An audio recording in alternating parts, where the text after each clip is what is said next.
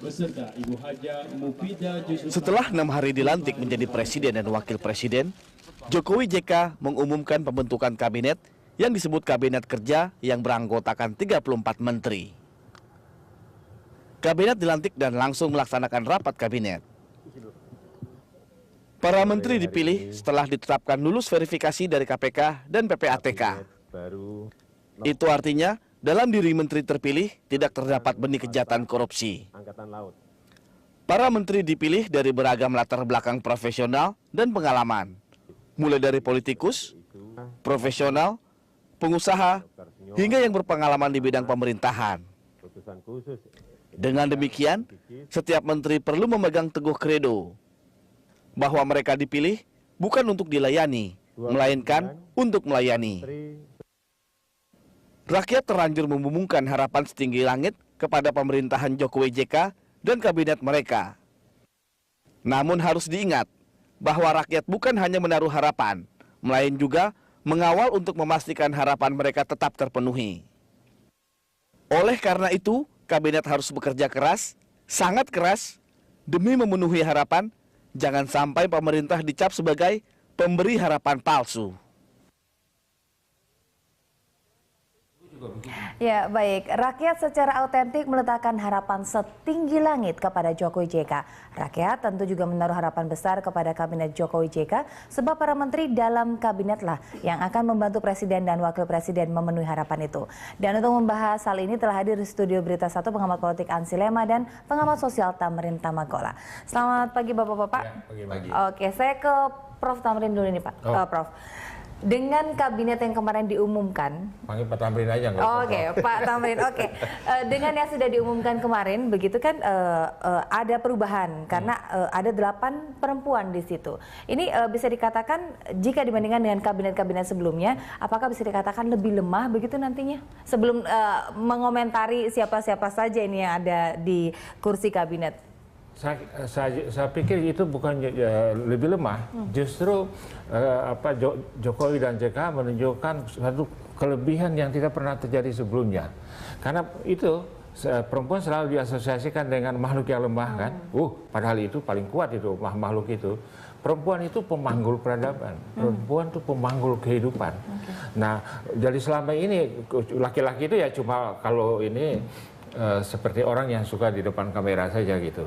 Tapi kalau yang mengelola kehidupan tiap hari, daily manajemen itu perempuan. Berarti ini signal positif begitu ya? Iya, positif. Apalagi perempuan itu yang diambil adalah seorang perempuan Papua. Itu bagus sekali itu. Jadi saya pikir dalam hal mengambil perempuan, ini satu terobosan yang bukan baik. Menteri Luar Negeri, perempuan pertama. Dulu pernah ada Artati Marjuki, tapi dia bukan Menlu pertama. Dia duta besar keliling dari yang diangkat oleh Bung Karno. Jadi saya kira ini bagus. Dalam hal itu positif. Tapi secara keseluruhan memang reaksi publik itu mixed feeling. Jadi kalau dalam bahasa Belanda orang bilang, ya mar gitu. Jadi ya tapi ada tapinya gitu. Nah ada beberapa tapi yang sebenarnya cukup menggelisahkan. Oke, beberapa tapi ini jika misalnya dari 34 nama, beberapa tapinya ini termasuk berapa nama ini yang masuk dalam golongan tapi? Kalau saya hitung pertama 1, kemudian 2, kemudian 3, kurang dari 5. Kurang dari itu hampir pasti kurang dari 5. Jadi berarti ada 29 yang sebenarnya oke. Nah, dan kalau kita lihat visi misinya Jokowi JK, membangun dari pinggir, kemudian maritim, kelautan, Indonesia Timur, saya kira pada intinya tim ini bisa. Tim ini bisa. Hanya ada tapi-tapinya itu. Dan kemudian tapi-tapinya itu kebanyakan berasal dari sesuatu yang kita sebut sebagai pengangkatan yang berlatar politik. Lebih kuat daripada pengangkatan yang berlatar profesional. Ya, itu yang juga banyak dikritisi oleh orang-orang. Jadi lebih banyak politisi atau mungkin kepentingan politik ini dalam penyusunan kabinet begitu. Anda setuju? Saya kira begini. Yang pertama harus dibantah dan saya pernah tanya langsung sama Jokowi soalnya. Jadi saya yakin dia berkata benar. Yaitu memang tidak ada transaksi. Apa yang dimaksud dengan transaksi? Kalau membuat deal sebelum pengangkatan. Itu yang dulu biasa dilakukan SBY kan. Jadi partai ini akan dapat 5 kursi itu sebelum itu kalau mereka mendukung SBY gitu. Tapi ini tidak. Dia bilang tidak ada transaksi, tapi kemudian di dalam proses pembentukan itu ada negosiasi. Beda dengan transaksi. Ya, di politik biasa. Politik adalah dialog dan negosiasi kan. Jadi ada negosiasi. Kenapa?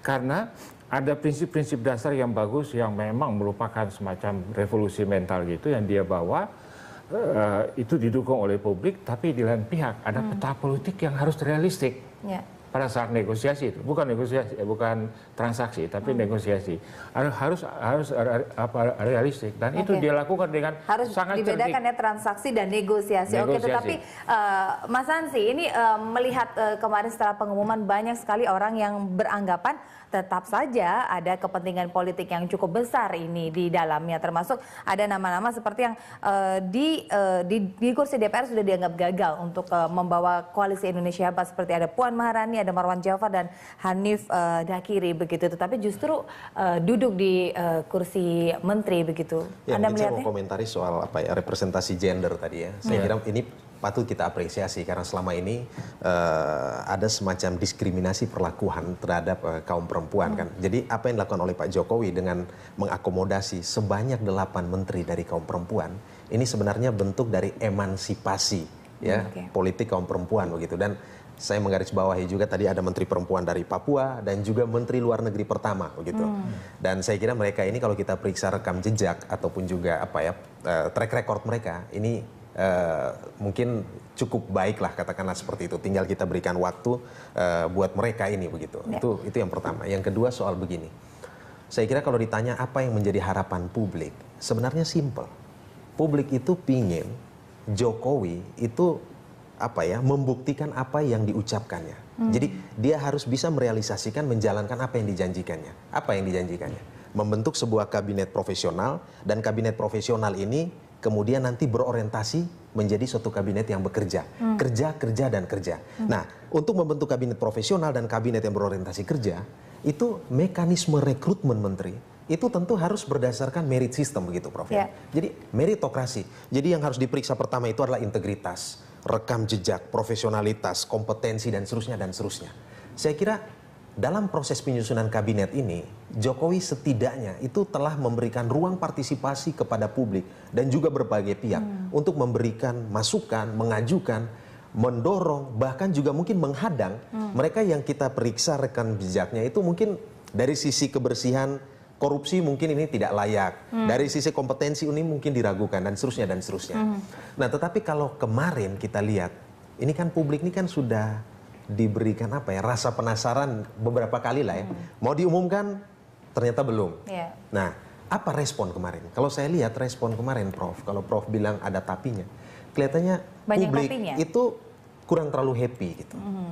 Apalagi mungkin kurang terlalu happy. Apalagi mungkin itu tadi yang sudah saya sampaikan, banyak yang beranggapan tetap saja kepentingan politik paling dominan begitu dalam penyusunan kabinet. Jadi mungkin kalau kita bisa lihat ya kan, jadi komposisinya itu kan ada yang Pak Jokowi katakan ini dari kaum profesional murni, macam-macam lah mereka ya, praktisi, akademisi, tetapi juga ada dari kalangan partai politik. Nah, sejauh yang saya lihat ya, yang punya persoalan yang cukup besar ini adalah dari kalangan partai politik. Dan ini kalau kita lihat, sebenarnya ini juga kita bisa bertanya pada Pak Jokowi. Hari ini secara pribadi saya menanyakan, sejauh mana Pak Jokowi sebagai seorang presiden yang punya hak prerogatif, itu cukup bebas dan merdeka ketika berhadapan dengan partai-partai koalisi ini. Itu yang pertama.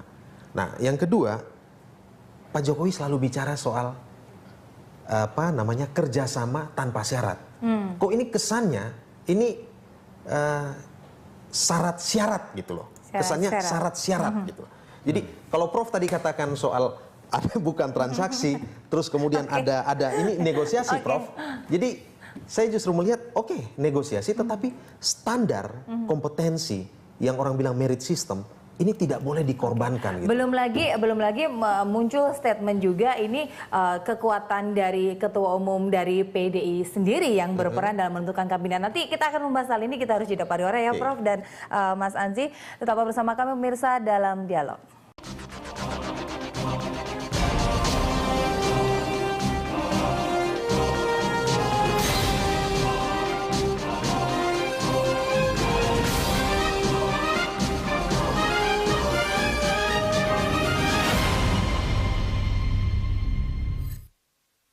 Karena pemilihan kabinetnya itu juga agak tertutup, kita juga nggak tahu pemilihannya gimana. Jadi aku harapannya ya masyarakat juga mungkin melihatnya lebih selektif juga gitu, pemilihannya ikut berpartisipasi dalam melihat menteri-menteri yang dipilih. Sesuai lah dengan tagline-nya Jokowi yang kerja ya. Udah hampir 1 minggu kita nungguin, tapi ternyata baru mau diumumkan hari ini, sore ini. Tapi masih belum tahu juga, tadi kata Kiki, nama-namanya siapa. Yang penting sih itu tadi kerja. Orang-orang yang di dalamnya ya benar-benar kerja ya, kayak slogannya Pak Jokowi yang katanya kerja gitu juga. Jangan cuman kayak yang dulu-dulu misalnya korupsi kayak gitu. Itu sih perlu dibenahi lah benar-benar Indonesia gitu. Ya, terima kasih Anda masih bersama kami. Itu tadi Pak Tamrin, kalau tidak boleh bilang Prof, oke, dan Mas Ansi ini harapan sebagian masyarakat begitu, yang tentunya juga harapan kita begitu. Tetapi ini kita komentari lagi, kepentingan politik sangat berperan, belum lagi didominasi ada statement juga, ini penentuan menteri bukan oleh Jokowi, tetapi justru ada orang di belakangnya begitu yang sangat berperan cukup besar. Nggak bisa dibikin hitam putih gitu, bahwa bukan Jokowi, tapi saya kira itu satu proses negosiasi yang sangat alot, tapi dihadapi saya kira oleh Jokowi dan JK dengan sangat cerdik juga, yaitu dengan cara Jawa, pakai tangan orang lain. Nah, pakai tangan orang lain untuk menolak sesuatu yang dia tidak terima gitu.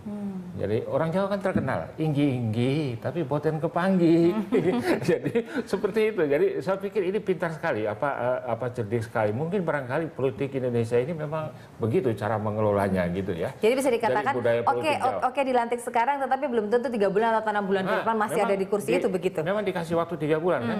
Kalau tidak berprestasi dia reshuffle, dia diganti, dan orang ini tegas, dia nggak main-main. Dia bilang mean business is business, nggak bisa yang lain. Tapi yang saya bersyukur itu apa? Orang-orang yang dipilih untuk core objektif dari Jokowi JK itu orang-orang benar semua. Core objektifnya itu kan membangun dari pinggiran, kemaritiman, kelautan, dan Indonesia Timur. Orang-orang yang dipilih bagus. Misalnya tentang Ibu Susi. Ibu Susi itu adalah cuma tamatan SMP. Tapi hebat itu. Jadi saya itu terobosan. Seorang perempuan yang memang rata-ratanya pendidikannya rendah di Indonesia ini, seorang hanya tamat SMP, tapi profesional sejati. Dia buktikan dengan kerja. Mulai dari pedagang ikan di TPI itu hebat itu. Sampai dia itu. Jadi saya kira orang-orang yang mengurus itu benar. Indro Yono Susilo, dia seorang yang ahli tentang remote sensing. Dan itu bisa dipakai. Kemudian siapa lagi? Jonan untuk berhubungan, itu saya kira dia juga bagus. Cuma hanya satu pesan dia, itu orang-orang baik. Satu pesan dia pesan saya sama Jonan, jangan terlalu keras sama rakyat kecil, itu saja. Karena negeri ini untuk rakyat kecil, jangan terlalu mentang-mentang ini aturan hantam. Gitu. Mungkin itu masuk dalam daftar 29 nama yang baik di luar 5 tadi yang Prof bilang mungkin yang menjadi tapi itu begitu. Nah, Mas Ansi, termasuk adalah diantaranya orang-orang yang kabarnya masuk dalam daftar merah KPK, tetapi ternyata masih dipilih saja begitu. Ya, ini kan kalau soal daftar merah KPK, hari ini kan kita masyarakat itu kan tidak punya kejelasan itu kira-kira siapa. Selama ini kita hanya meraba-raba, oh si A, si B, si C begitu. Nah, menurut saya karena ini terkait dengan jabatan publik dan kabinet itu harus bisa mendapatkan trust dari publik. Menurut saya ini KPK dan juga PPATK mungkin harus kita dorong membuka saja. Jadi semuanya itu harus secara transparan sehingga kemudian tidak ada semacam prejudice, prasangka dan seterusnya begitu. Nah, tetapi apakah dengan orang-orang yang disangka masuk dalam daftar merah dan akhirnya tetap terpilih menjadi menteri, apakah tidak menurunkan tingkat kepercayaan publik terhadap Jokowi? Enggak, begini. Jadi saya setuju dengan yang dikatakan oleh Prof Tamrin tadi begitu. Jadi Jokowi itu bukan aktor tunggal yang menentukan susunan kabinet ini, walaupun dikatakan bahwa itu adalah hak prerogatif presiden. Dalam konteks penyusunan kabinet ini ada semacam orang istilahkan bargaining games gitu. Jadi ada aktor yang namanya PDI Perjuangan dengan komandannya ada Ibu Megawati, ada PKB dengan komandannya Muhaimin Iskandar, ada juga Pak Yusuf Kalla dengan kekuatannya sendiri begitu. Dan juga mungkin di luar ini yang katakanlah menjadi modal dasar bagi Joko Widodo itu adalah kekuatan akar rumput, grassroots, kaum relawan ini. Nah, ini yang sebenarnya keterlibatan partisipasi aktif dari relawan ini yang menjadi daya tawar atau yang memahalkan posisi tawar seorang Jokowi.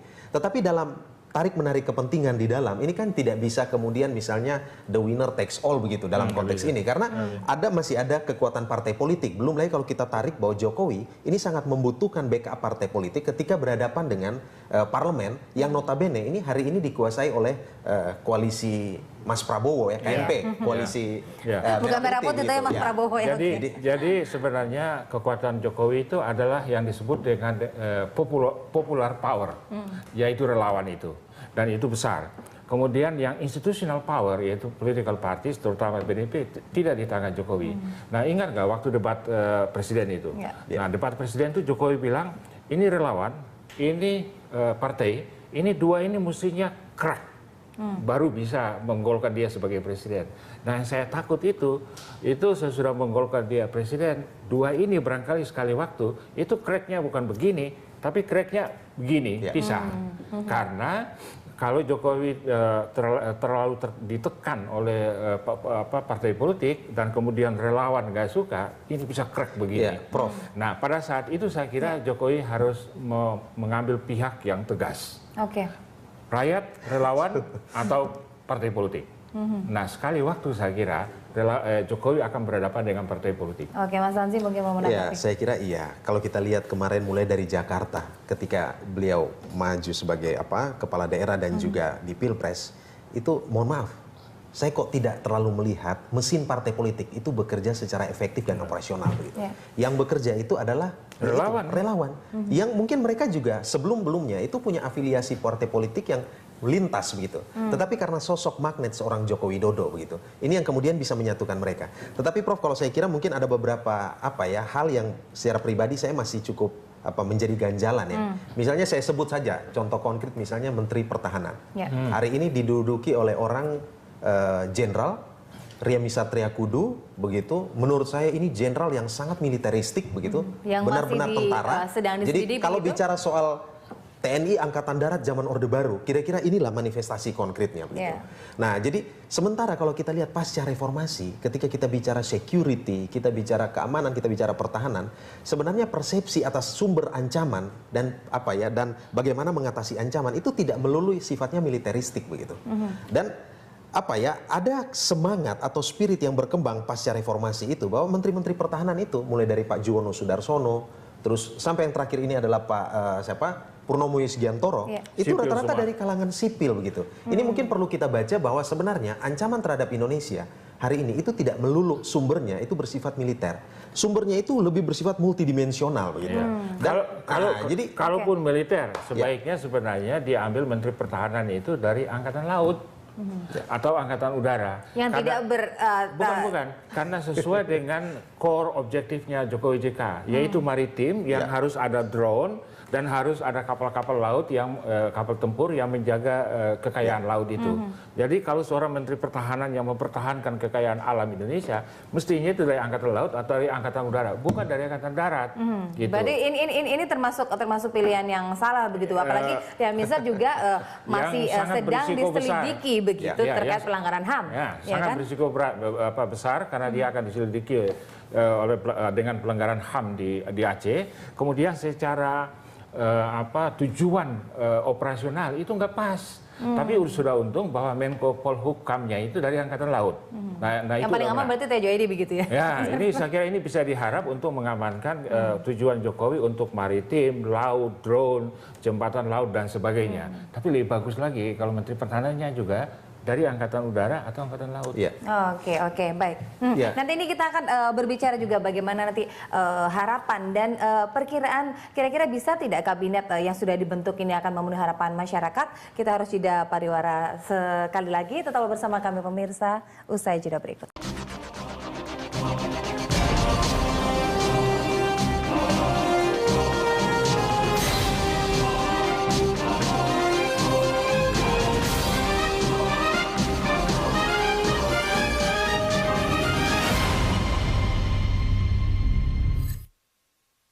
Ya, baik, terima kasih Anda masih bersama kami. Ini masih berdiskusi ini sepanjang pariwara begitu. Oke, Mas Hansi mungkin komentarnya di pos-pos lain ini dari kementerian yang sudah ditunjuk oleh pemimpinnya oleh Jokowi JK. Ya, kalau saya sempat melihat ya, ini kira-kira track recordnya seperti apa. Track record ini mencerminkan kompetensi dan integritas. Yang pertama saya memberikan apresiasi yang cukup baik itu kepada yang namanya Ignatius Jonan begitu loh. Jadi sebenarnya orang ini setelah melakukan transformasi ataupun juga perubahan di Indonesia, walaupun perubahan itu terjadi di kereta api begitu. Ada banyak sekali yang bisa kita lihat ya, dari kereta api yang dulu itu semrawut, kumuh dan seterusnya. Ini kemudian hari ini kita lihat kita itu dimanusiakan. Ketika naik kereta api hari ini, itu tidak berdesak-desakan seperti dulu, Kereta tidak ekonomi panas, ada AC begitu dan seterusnya. Dan jangan-jangan ketika Tapi pedagang kecil tidak dimanusiakan. ya, Yang berdagang di situ. ya, jangan-jangan ketika kalau bicara soal perhubungan ini ketika Jonan ini memimpin kereta api dan kemudian dia dipercayakan sebagai Menteri Perhubungan, ini apakah mungkin ini ada suatu semangat bahwa ingin mendorong penguatan terhadap transportasi massal begitu loh. Nah, ini kan juga harus kita dorong ke arah sana. Nah, tetapi ada juga beberapa catatan yang menurut saya itu agak mengganggu. Misalnya saya kasih contoh, Ibu Siti Nurbaya yang adalah didorong oleh Partai Nasdem. Kita tahu dia punya track record pernah dulu sebagai sekjen di Kementerian Dalam Negeri, juga sekjen di DPD dan seterusnya begitu. Nah, saya kemarin membayangkan Ibu Siti Nurbaya itu ditempatkan sebagai Mendagri atau Menteri Pendayagunaan Aparatur Negara. Nah, tetapi ini menjadi kompetensi beliau begitu loh. Tetapi kok tiba-tiba misalnya Menpan itu diduduki oleh seorang Yudi Krisnandi begitu. Yang hari ini saya tuh memutar otak, kira-kira apa sih kompetensi dari seorang Yudi Krisnandi ini tanpa bermaksud mengurangi kapasitas beliau di bidang-bidang lain begitu. Selain kedekatan beliau sama Wiranto dan juga sama Yusuf Kala. Baik. Jadi saya kira itu agak salah tempat itu. Memang betul itu. Mestinya Bu Siti Nurbaya itu mestinya di PAN itu, Aparatur Negara. Kemudian yang ditaruh di agraria itu siapa namanya? Ferry Mursidan Baldan. Nah, Ferry Mursidan Baldan itu juga kita tidak terlalu tahu ya. Dan karena di agraria ini ada kelompok-kelompok LSM yang sebenarnya menginginkan reformasi agraria yang cukup mendasar gitu. Jadi berantas korupsi, suap menyuap dalam pengurusan surat-surat tanah itu, apakah dia mampu itu. Nah, saya pikir perlu ada satu kehandalan dan keberanian untuk mafia tanah ini. Mafia tanah ini ada beberapa orang yang salah posisi, ada beberapa orang yang masih dipertanyakan dan menjadi dalam golongan tapi kenapa mereka yang dipilih. Tetapi harapan saja nih Prof untuk 34 menteri yang sudah ditunjuk dan akan dilantik hari ini, sedikit saja dari Pak Tamrin dan juga Mas Andri. Kalau saya bisa simpulkan harapan bahwa Jokowi dan JK bisa mencapai tujuannya untuk yang pro rakyat dalam 5 tahun ini, saya kira bisa 80% bisa dijamin. Tetapi dengan gangguan-gangguan pengangkatan politik dan salah tempat itu. Tapi saya kira tujuannya yang utama untuk membangun dari pinggir kemaritiman, kelautan, tol laut, drone, dan kemudian kapal-kapal, dan kemudian perhubungan yang bagus, saya kira akan tercapai. Mas Andi. Ya, saya kira kemaritiman itu, kelautan itu harus tetap menjadi fokus begitu, dan juga harus memperhatikan juga ke kawasan timur begitu, yang selama ini agak tertinggal dari sisi infrastruktur dan seterusnya. Itu yang pertama. Yang kedua, memang Jokowi mau bangun kantor kepresidenan di Papua. Ya, artinya ini bagus sekali. Yang kedua, saya kira Pak Jokowi ini harus memberikan beban dengan target yang jelas. Misalnya dalam 100 hari, setiap kementerian itu harus membereskan 2-3 persoalan minimal. Ini contoh konkret. Dan satu yang menjadi fokus yang perlu kita awasi bersama, itu setidaknya ada 2 kementerian. Yang pertama ESDM, yang selalu Pak Jokowi bicara soal libas mafia migas dan seterusnya. Dan yang kedua ini adalah BUMN. Selama ini BUMN ini menjadi ATM atau menjadi sumber pundi-pundi bagi partai politik. Dan rejim dulu dan rejim dulu begitu. Dan sekarang parpol. Betul, parpol. Nah, jangan sampai ini kemudian diteruskan praktek-praktek habitus lama seperti ini. Karena itu sebenarnya kontrol publik ini harus ekstra ketat di 2 kementerian ini. Apalagi 2 kementerian ini sebenarnya punya sumber daya ekonomi yang sangat fantastis. Baik. Jika dipresentasikan tadi Pak Tamrin 80% akan bisa tercapai begitu, yang lebih baik kehidupan Indonesia. Kalau Mas Anzi berapa persen? Kalau saya saya terus terang ya, ekspektasinya tinggi sekali.